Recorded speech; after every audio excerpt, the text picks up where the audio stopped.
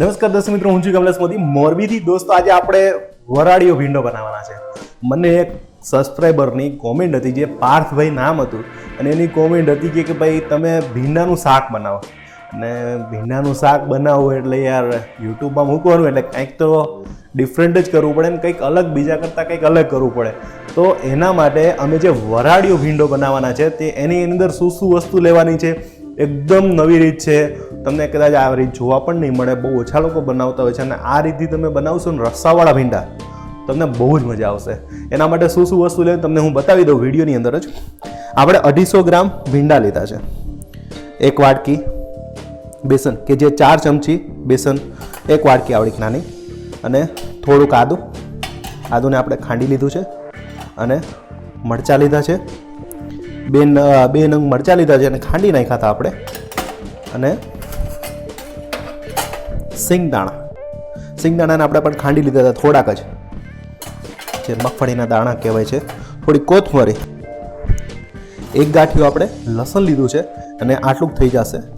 અને સાથે જે આ પાપડી હોય છે, પાપડી અંદર આપણે બનાવવાની છે, જે આની અંદર જે મિક્સિંગ કરવાનું છે, જે આ ભીંડાની અંદર આપણે મસાલો બનાવવાનો છે, તૈયાર કરવાનો, એના અંદર આ પાપડી નાખવાથી એનો ટેસ્ટમાં બહુ બધો ફરક પડી જશે અને ખાવાની પણ તમને બહુ મજા આવશે. કરકરીયો ટેસ્ટ થઈ જશે. સ્વાદ અનુસાર મીઠું, 2 નંગ આપણે ટામેટા કાપી લીધા છે વઘાર માટે, અને ડુંગળી 3 નંગ ડુંગળી લીધેલી છે, અને સાથે લીંબુ. હવે આ લીંબુ શેના માટે લીધા છે? એક આખું લીંબુ લીધું છે. એક લીંબુ આપણે આ વરાળીયા જે ઢોકરિયાનું કુકર આવે એની અંદર આ પાણી આપણે નાખી દીધું છે, અને આ લીંબુ નાખી દેવાનું છે. લીંબુ નાખવાથી કારું ના પડી જાય, એટલા માટે આપણે લીંબુ નાખતા હોય છે. હવે આપણે એને ગેસ ઉપર મૂકી દઈશું એટલે ત્યાં લગી ગરમ થતું રહે.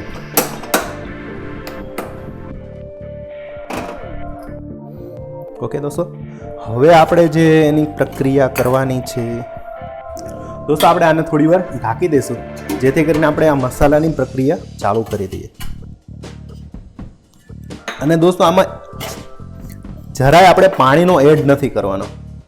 દોસ્તો, આપણે જે તમે જે જુઓ છો, હવે આપણે વરાળીયો ભીંડો કેવી રીતના બનાવવાનો છે એ તમને અમે બતાવી દઈએ. પહેલાં તો આપણે આ પાપડીનો એકદમ ભૂકો કરી નાખવાનો છે. જે પાપડીનો ભૂકો કરી લીધો છે, પાપડીનો આપણે એકદમ ઝીણો ભૂકો કરી લઈએ છીએ.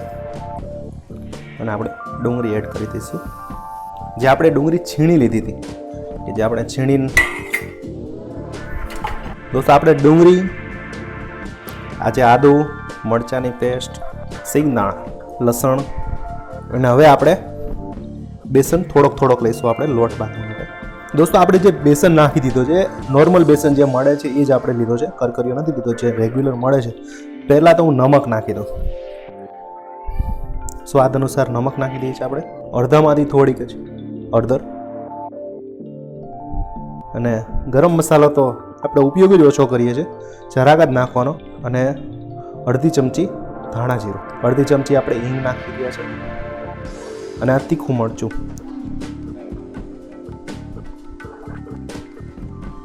અને આ કાશ્મીરી મરચું, કે તીખું નથી હોતું, ખાલી કલર જ હોય. હવે દોસ્તો, આપણે આમાં પાણીનો એડ જરાય નથી, કારણ કે ડુંગળીની અંદર જે ડુંગળી હોય એની અંદરથી પાણી છૂટતું જ હોય છે, એટલે એનો જ આપણે લોટ બનાવવાનો હોય છે.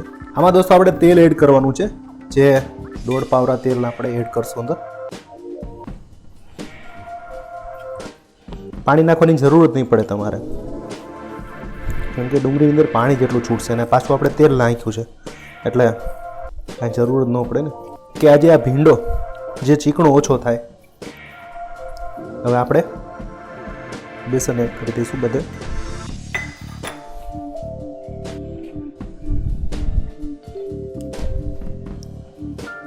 બાફાથી એની ચીકણાશ પણ દૂર થઈ જતી હોય છે. આપણે ભીંડાનું શાક બનાવે ત્યારે શેકિંગ કરતા હોય, પણ અત્યારે આ બાફીને કરી રહ્યા છે. અને આ જે લોટ હોય છે બફાઈ જાય એટલે તો તમને ખ્યાલ જ છે કે જે આખું એક ભજીયા ટાઈપ જ થઈ જતા હોય છે, જે ઢોકળી આપણે ખાઈ. દોસ્તો, આપણે જે આ કમ્પ્લીટ તમે જોવો છો આ થઈ ગયો છે, અને આપણે બધો જ યુઝ નથી કરવાનો, આપણે વઘાર માટે પણ રાખવાનો છે. સરસ મજાનું આ થઈ ગયું છે, જેની હવે આપણે ભીંડાના કાપા કરી નાખ્યા હતા.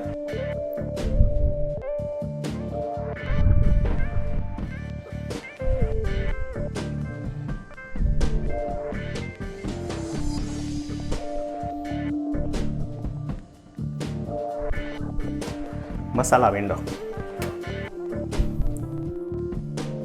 આવી રીતના આપણે બધો ભીંડો ભરી લઈશું અને બી થોડાક એવું લાગે તો કાઢી નાખવાના તમારે. દોસ્તો આપણે તમે જે જોયું, આપણે ભીંડા એક કરીને મસાલો જે આપણે હતો એ બધો ભરવા મૂકી દીધો હતો અને બાફવા માટે હવે વરાળ્યો. ઇન્સ્ટન્ટ ઘણા લોકો અલગ રીતના કરતા હોય છે, જે પાણા રાખીને બાફતા હોય છે. ભાઈ આ સિટીમાં બધું ક્યાં લેવા જાવ યાર, આપણી પાસે ઇન્સ્ટન્ટ વસ્તુ હોય જ, જે આને ટૂંકમાં વરાળથી બાફવાનું છે. તમે ઢોકળિયું કુકર તો તમારે ઘરે હોય જ, અને ખાલી ઢોકળિયાની અંદર આવી રીતના વરાળથી બાફવાનું છે. હવે આપણે આને બાફવા માટે મૂકી દઈશું. 10 મિનિટ લગીને આપણે રાખવાનું છે એમને બાફવા માટે.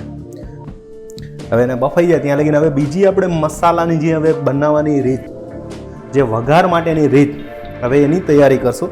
ઓલાની અંદર આટલો મસાલો હોય તો એનો આપણે ઉપયોગ કરશું, પણ જે આપણે બીજી વસ્તુ જે વઘાર કરવાની છે, વઘાર કરવા માટે આપણે શું શું જોઈશે એ તમને અમને વિડીયોમાં બતાવી દઈએ.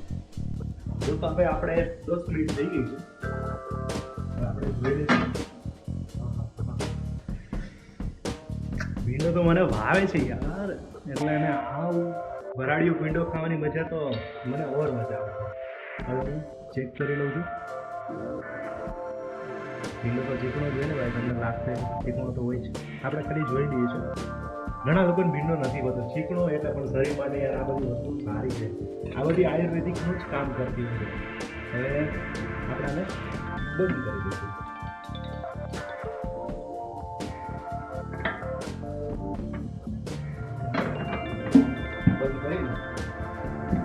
અને દોસ્તો આપણે તમને મેં કીધું કે હવે આની અંદર જે આપણો મસાલો જે વધ્યો ને, થોડોક વધ્યો, મેં તમને બતાવ્યું હતું વિડીયોમાં, એને પાણી નાખીને મેં થોડી ગ્રેવી ટાઈપ, કારણ કે જો ઓલું આખું નાખી દે ને તો વેર વિખેર થઈ જાય, એટલે તમને ખ્યાલ છે કે ભજીયા ટાઈપ થઈ જાય શું છે. એટલે એના માટે મેં પાણી નાખીને થોડી ગ્રેવી ટાઈપ કરી નાખી છે. બાકી તમને મસાલો છે અને ટામેટા અને એક ડુંગળી પાછી કાપેલી છે, અને આની અંદર લસણ, આદુ અને એક મરચું, આટલી વસ્તુ આપણે લીધેલી છે. વઘાર કરવા માટે લીધેલી છે. બસ સિમ્પલ ડીશ છે. હવે આપણે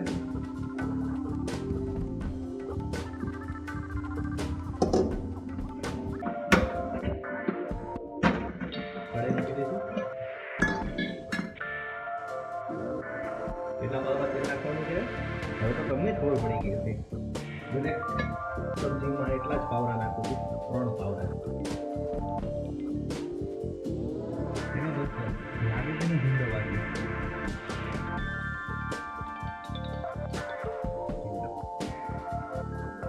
તો આપણે વઘાર કરવા માટે થોડું ગરમ તેલ થઈ જાય,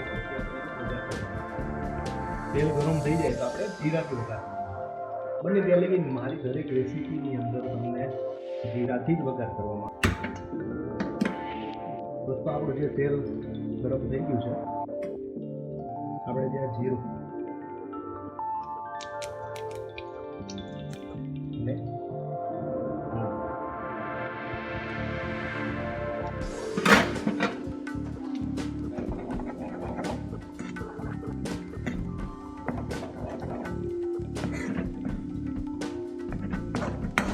હવે આપણે ટામેટા અને ડુંગળી એડ કરી દઈશું.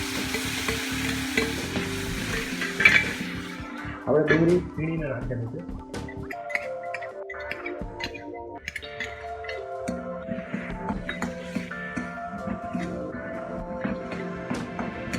હવે આપણે ટામેટા અને બધું થોડું સાતળવા દઈશું.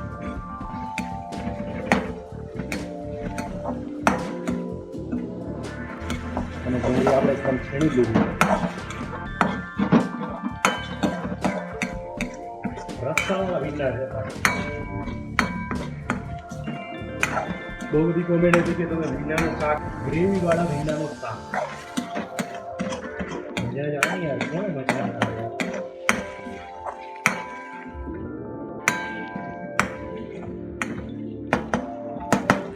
આપણે સરસ મજાની ગ્રેવી, આપણે સ્વાદ અનુસાર નમક નાખીશું.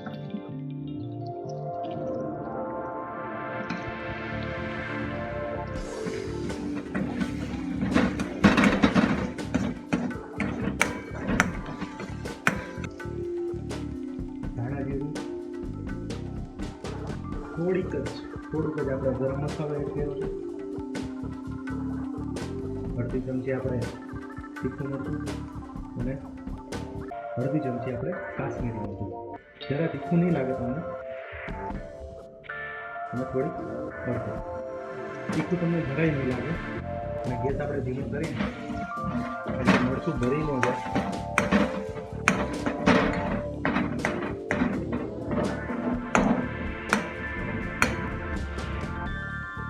અને જે આપણે ઓલી વૈધી હતી તમને મેં બતાવ્યો હતો મસાલો, એ આપણે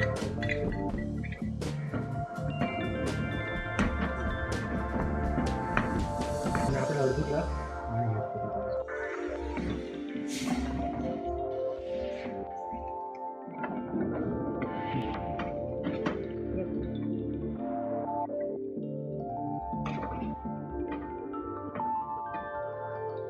બધા આપણે આમાં એડ કરી દઈશું.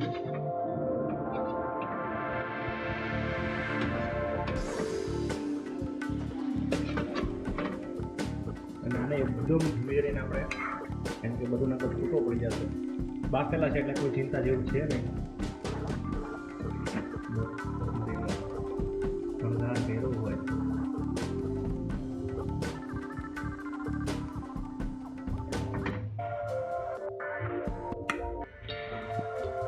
વરાળીઓ ભીંડો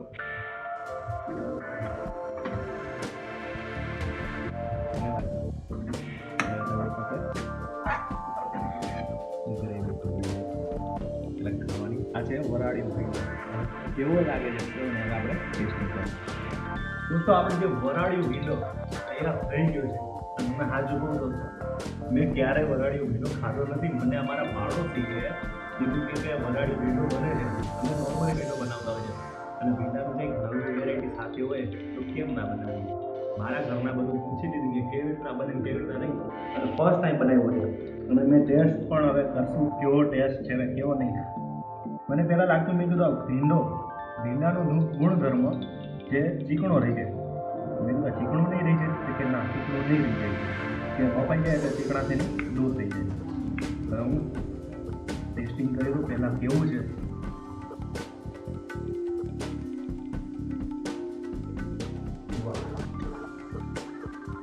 તેલમાંથી તેલ છે. ઘરે બનાવજો, એટલે ના સારું બને તો બિંદાસથી કોમેન્ટ કરજો કે ભાઈ નતો સારો બને. કારણ કે જે ભીંડો બનાવ્યો હોય ને ભીંડાની જે આ ગ્રેવી એક નંબર ગ્રેવી છે. તમને જોઈને કદાચ ખ્યાલ તો આવી જાય કે આ કેવી રીતના ને કેવું થયું છે. જોઈ શકો છો આપ.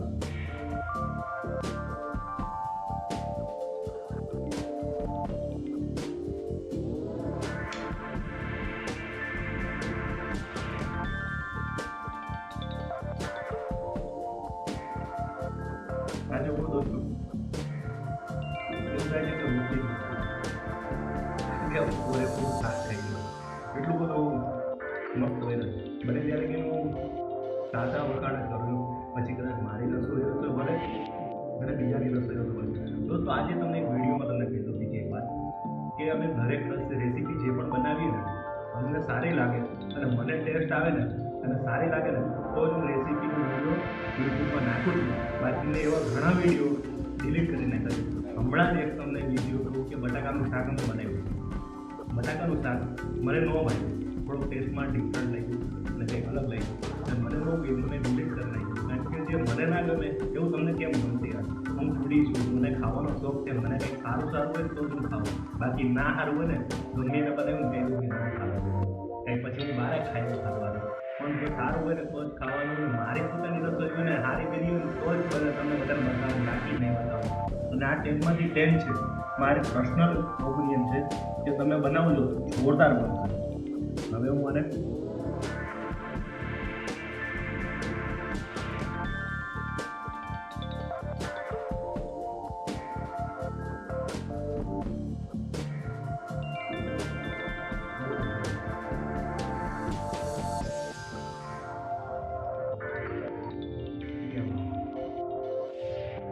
આ જ રીતના તમે બનાવી શકો છો. જો આ જ રીતના તમારે જો વરાળીનું બીજું શાક બનાવવું હોય ને તો ભીંડાની જગ્યાએ બીજી પણ તમે ઘણી બધી વસ્તુ એડ કરી શકો છો. ડુંગળી છે, બટાકા છે, રીંગણ છે. આવી રીતના વરાળ કરીને તમે બનાવશો ને બાફીને, જે આપણે કુકરની જે આપણે લોકો તમે જે આપણે ઢોકળીયાની અંદર આપણે જે બાફીને બનાવ્યું આપણે વરાળથી બનાવ્યું, તમે આ રીતના શાક બીજા શાક પણ તમે એડ કરી શકો છો. તો જૈન લોકો હોય છે, જૈન લોકો માટે ડુંગળી અને લસણ એ કદાચ નાખો તો ચાલશે, પણ અહીંયા ડુંગળી લસણ વગર તો ટેસ્ટ તમને કેવી રીતના આવશે? અમે તો ડુંગળી લસણ તો જોઈએ છે. ડુંગળી લસણ તમે ન ખાતા તો સારી વસ્તુ છે. સબોમણી પદાર્થ છે, નથી વસ્તુ આવતી ઘણી બધી. પણ અમારે કહેવા જઈએ તો લસણ ડુંગળી તો એના વગર ખાવાની મજા જ ના આવે. અને આની અંદર રીંગદાણા અને જે મેં પાપડી નાખી એટલે એનો ટેસ્ટ